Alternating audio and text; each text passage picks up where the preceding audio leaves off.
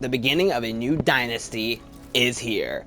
Hello everybody, welcome back to another video, and today we're finally talking about Ant-Man and the Wasp Quantumania, or what I think it should have been called, Ant-Man vs. Kang, Dawn of a New Dynasty. But yeah, so this is a movie that has been very controversial. There's some people who love it, there's some people who hate it. Now, where do I fall in this movie? I actually really enjoyed it. It definitely has flaws, and I can see why some people weren't a fan of it. But I enjoyed it, and yeah, let's get into why I enjoyed it, because, let's start off with the comedy. I thought the comedy was really funny. I laughed at pretty much all the jokes.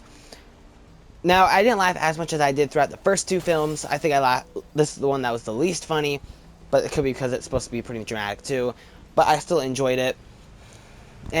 But I've heard some people say the stakes didn't feel too high to them. They felt high to me, personally, while watching the movie. But I can kind of see where people are coming from, where they say the stakes don't feel that high.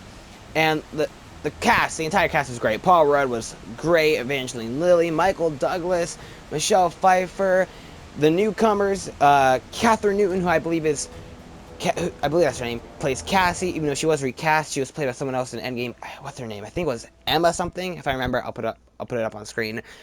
Even though I feel like she was done dirty, the girl from Endgame, when they recast her, because she found out, when we found out. To me, that was messed up. But I do think Catherine Newton did a pretty good job as this character, even though I kind of wish we got more from her, but more on that later. And then, obviously, the big bad of this movie, Jonathan Majors as Kang, was just great. He did a phenomenal job. I thought he was great. He was menacing, he was scary, and it's Jonathan Majors, so, you know, he did just such a great job, and he feels completely different from how he felt in Loki Season 1. Spoilers for Loki, I guess, but, I mean, most people have seen that by now. It definitely made me more excited for Loki Season 2 because of the fact that Loki's also dealing with this time travel stuff, so there's that. But this movie isn't perfect, and I can see why there's some people who don't like it. MODOK is someone I had very mixed feelings on, actually, because I don't know how to explain. I can't really dive into it without spoilers, so I'm going to dive into it more in spoilers. But, I thought he was done in a way that was both funny and cool, but also weird and lame. I don't know how to explain MODOK. He was, as someone who knows who he was from the comic books, and, I don't know how I feel about MODOK yet. And CGI, some people have said it's bad CGI, good CGI. For me, it depended on the scene. Some CGI to me looked like PS2 video game graphics, but other scenes are so beautiful. I'm like, wow, that's beautiful. I wish I was watching this in IMAX. So it really depended on the scene for me personally. And like I said before, Ant-Man and the Wasp Quantumania doesn't feel like an accurate title because the Wasp was sidelined. Hope Van Dyne, I feel like she got practically nothing to do, and that kind of made me sad. It was it's called Ant-Man and the Wasp. Wasp is right next to Ant-Man on all the posters. So why isn't she in this movie more? She got nothing. I felt like she had very little to do. Also, if you're curious about Bill Murray, he's pretty much just a cameo, so you know, there's that too. And then the biggest flaw, I think, for this movie is the fact that something I've heard everyone say is it feels more like a Kang setup movie than an Ant-Man 3, and I think they're correct. It doesn't really feel like an Ant-Man movie.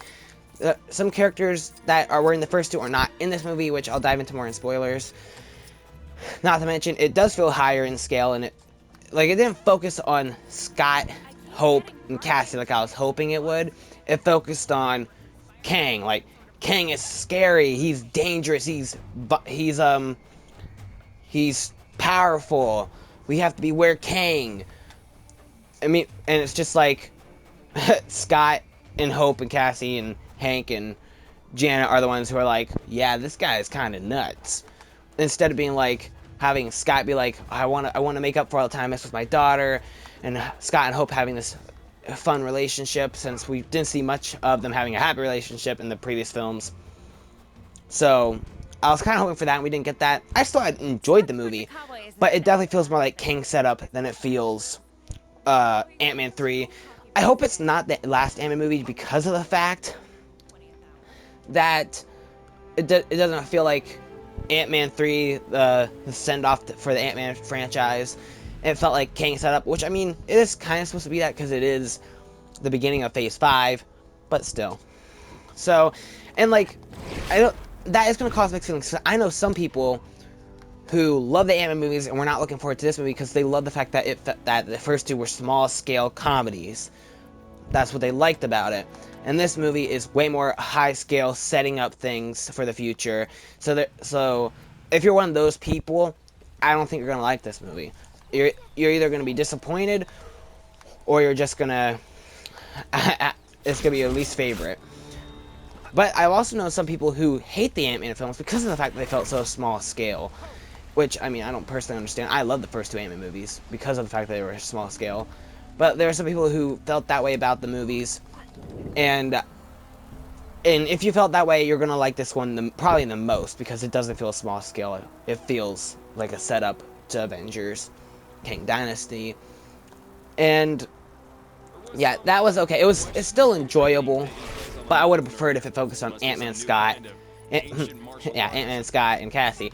Ant-Man, Wasp, and Cassie, because I was hoping to get more of that. Because I was like hoping for more father-daughter moments from Scott and Cassie because of the fact that he's been gone 5 years and Cassie's now older. I was hoping we get more about that, and we didn't really get much of that, and that's okay. But still, like, the action was great. The comedy was funny for me. I still had a fun time with this. This was a movie, too, that was interesting for me because, like, going into the film, like, I had mixed feelings on it, but depending on the day. Like, when they very first announced that Kang was going to be the villain, I was like, really? You're going to make this Avengers-level threat in the villain of an Ant-Man movie? You're going to have him set up the future? Like, why would you do that?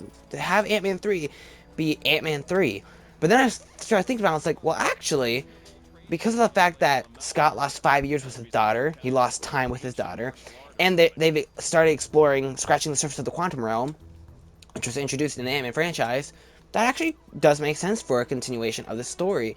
To have Scott be like, well, I want to get those 5 years back, and for them to dive into the quantum realm all the way, instead of just these surface scratching with these hints of it. It makes sense for a story, but they didn't really follow up on that in the actual movie. So I enjoyed it, just not perfect. And I honestly don't know where it would rank in the Ant-Man films because I really enjoyed all three, even though it doesn't feel much like an Ant-Man film, but I still enjoyed it. So, and yeah, I think it's both better than some Phase 4 movies, but also not as good as other Phase 4 movies. Like, not as good as No Way Home, Shang-Chi, or Wakanda Forever, but better than Multiverse Madness, Love and Thunder, Black Widow. So yeah, but what did you guys think of this movie? Well, first, should you go see this movie? That depends on you, honestly. So, if you're a huge Marvel fan and you're following along with the MCU, you want to see Kang or Ant-Man on the big screen or Cassie, yes, go see this in theaters. I think you're gonna like it, at least a little bit.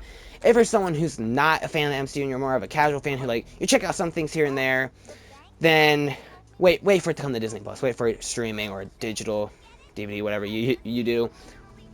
I'd wait for that if you're not a huge Marvel fan. Like me, I'm obviously glad I got to see it in theaters. This review is as me watching it once. I'm planning on seeing it a second time, probably before I make my spoiler review, just because then I can, see it a second time, see if my thoughts change at all. But that's my thoughts as right now. But if you've seen the movie, what do you guys think of it? Did you love it? Did you hate it? Did you think it was okay? If you haven't seen it, are you excited for it? Are you highly anticipating it? Because then you can finally find out what the buzz is about. Because I know I'm glad I got to. I'm sorry, I had to. Again, it's just... But yeah. I can't wait to hear what you guys think about this movie. Thank you so much for taking the time to watch. I hope to see you guys in the next video. And also, I've reviewed every other MCU movie beforehand. Well, not every MCU movie, but Phase 4. And I plan to review the rest coming soon. So subscribe if you're interested in that. Thanks for watching once again. And yeah, bye.